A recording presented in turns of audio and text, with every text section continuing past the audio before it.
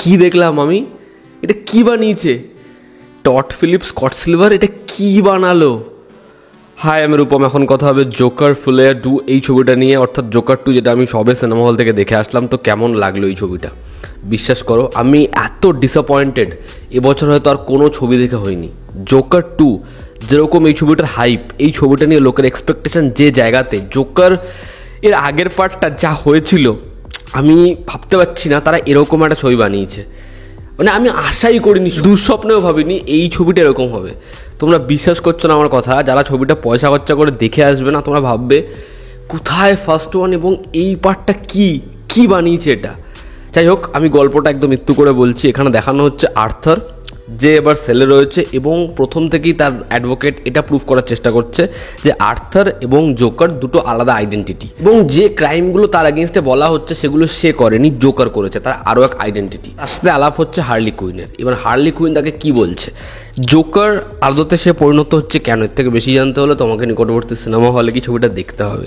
ছবির পজিটিভ দিক, নেগেটিভ দিক, আমার কাছে এই ছবির জন্য পজিটিভ দিক ভীষণ কম আছে, যে আর সব নেগেটিভ দিক। ছবির প্রথম যেটা পজিটিভ দিক সেটা হচ্ছে এই ছবির লুক অ্যান্ড ফিল। ছবির লুক অ্যান্ড ফিল জাস্ট ব্যাপক। এই ছবিটা যেভাবে শুরু হয়, দেখবে ওয়ার্নার ব্রোসের যে লোগোটা, সেটাকে যেরকমভাবে তারা দেখিয়েছে, এবং প্রথমের যে পোর্শন জোকার এবং জোকারের শ্যাডো, সেই যে একটা অ্যানিমেশন থেকে ছবিটা আসা, ফ্যাব। ছবির প্রথম 10 মিনিট জাস্ট ব্যাপক। তারপর ছবিটা জাস্ট পড়তে থাকে আস্তে আস্তে, সেকেন্ড হাফে পুরো পড়েই যায়। এবং ছবিতে ওয়ান টেক যে শটগুলো আছে দুর্দান্ত। ছবিতে একটা জায়গা যেরকমভাবে বদল হয়ে যাচ্ছে লাইটিংয়ের যে খেলাতে, সেই পুরোপুরি সিকোয়েন্সড অ্যাটমসফিয়ারটা বদলে যাচ্ছে। যেরকম সেখানে স্টেজিং করা হচ্ছে সেটা বিউটিফুল, এবং আমরা যেরকম এর ডার্ক টোন দেখেছি সেটা ফ্যাবুলাস। ছবিতে যত ভালো পর্দায় দেখবে ভালো লাগবে, তবে ভালো পর্দায় দেখার আগে দুবার ভেবে নিও। সেকেন্ড হচ্ছে ওয়াকিন ফিনিক্সের ব্যাপক পারফরমেন্স। ওয়াকিন ফিনিক্স এই ছবিতে নিজের 200% দিয়েছে। ছবির গল্প একদমই যাচ্ছে তাই অবস্থা, এবং যেরকমভাবে চিত্রনাট্য লেখা সেটা আরও বেকার, এবং পুরো ছবিটায় এই ক্যারেক্টারটাকে সেলের ভেতর রেখে দেওয়া হয়েছে, ফলে সে যেন কিছু করতেই পারছে না। আমি সেটা দেখে আরও বেশি ডিসঅ্যাপয়েন্টেড। তবে তাও ওয়াকিন ফিনিক্সের পারফরমেন্স দারুণ, জাস্ট দারুণ। এরকম একটা ছবিতেও যে এত ভালো পারফরমেন্স দিয়েছে সেটা আমাকে জাস্ট অবাক করিয়ে দিয়েছে। লেডি গাগার পারফরমেন্স অনেকের খুব ভালো লাগতে পারে, আমার খুব আহামরি কিছু লাগেনি।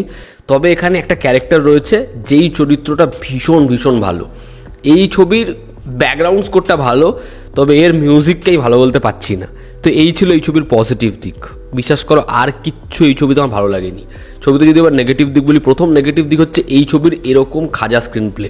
ছবিটা সেকেন্ড হাফে মনে হচ্ছে ড্র্যাগ হয়েই যাচ্ছে, এবং সেখান থেকে ছবিটা আমাদের আস্তে আস্তে মাথা যন্ত্রণা করায়, আমাদের ঘুম পায়, ছবিটা ভীষণ বোরিং লাগে। ফার্স্ট পার্টটা এমন যে সেই ছবিটা আমাকে লিটারালি ধাক্কা দিয়েছিল। আমি এখনও জোকারের সিকোয়েন্স মুখস্থ বলে দিতে পারবো, জোকার আমি এতবার দেখেছি।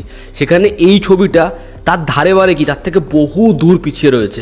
আর সব থেকে সমস্যা হচ্ছে এই ছবির এই যে মিউজিক্যাল ট্রিটমেন্ট, তারা কি বলিউডের থেকে ইন্সপায়ার্ড নাকি, কারণ জোরের সাথে আলাপ টালাপ করে গেছিল নাকি টড ফিলিপ? এই ছবিতে এরকমভাবে গান আসে, একটা জায়গা রয়েছে যেখানে আর্থার বলছে তুমি আর গান গেও না, ঠিক তাই হচ্ছে। তারপর আবার গান, তারপর আবার মিউজিক, তারপর আবার গান, এবং প্রত্যেকটা সিকোয়েন্সের এরকম ভাবেই জাস্ট 12টা বাজিয়ে দেওয়া হয়েছে। জোকারের ফ্যান্সরা জোকারকে যে কারণে চিয়ার আপ করছে, আমরা জোকারকে যে কারণে চিয়ার আপ করছি, আমরা দেখতে চাই জোকারের পাগলপন্থী। আমরা দেখতে চাই জোকার কি করবে।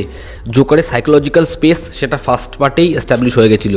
এই পার্টেও প্রথম 10-15 মিনিট যেভাবে লেডি গাগার ক্যারেক্টারটাকে, অর্থাৎ হার্লি কুইনকে বিল্ড আপ দেওয়া হয়েছে, আর্থারকে বিল্ড আপ দেওয়া হয়েছে, সেটা এস্টাবলিশ হয়ে গেছিল, কিন্তু তারপরে সেটাকে জোর করে সাইকোলজিক্যাল স্পেসে কি চলছে সেটাকে বিল্ড করতে ছবিটা যেন শুধুমাত্র সেইটুকুই দেখাচ্ছে।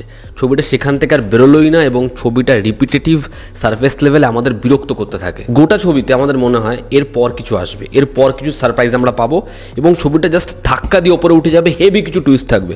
আমরা আশা করতে থাকি, ছবি শেষ হয়ে যায়। হ্যাঁ, ছবিতে আর কিছু আসেই না। এই ছবিতে লম্বা সিকোয়েন্স, এবং সেখানে ননস্টপ সংলাপ চলেই যাচ্ছে। কোর্টরুমের যে সিকোয়েন্সটা সেটা ভীষণভাবে বড় এবং মারাত্মক বোরিং। সেখানে কোনো এমন সিকোয়েন্স নেই যেটা আমাদের একটু ইন্টারেস্টিং মনে হয়। এবং আমরা পার্ট 1-এ যে ইমোশনাল সিকোয়েন্সগুলো, মায়ের সাথে ছেলের কনভারসেশন বা আর্থারের যে জার্নি, তার সাথে যা জিনিসপত্রগুলো ঘটে সেগুলো ফিল করি, সেগুলো আমাদেরকে খুব কষ্ট দেয়। পার্ট 2-তে ইমোশনাল যে সিকোয়েন্সগুলো আসলে আমাদের ইমোশনালি কখনো ট্রিগার করতে পারে না। জোকার 2 খুবই জোর করে বানানো একটা সিকুয়েল। জোকারের মতো মাস্টারপিস সিনেমার পর জোকারের সিকুয়েল এরকম হবে, এটা জাস্ট মানে এক্সপেক্টেডই নয়। এটা স্ট্রিক্টলি একটা বিলো অ্যাভারেজ ছবি। জোকারের পাশে দাঁড়ালে এটাকে দূর দূরান্ত অব্দি খুঁজে পাওয়া যাবে না। তোমরা যারা এই ছবিটা দেখেছো তোমাদের কি এক্সপিরিয়েন্স জানাও। জনতা আমাদের পাশে আছে, আবার দেখা হচ্ছে। Take care.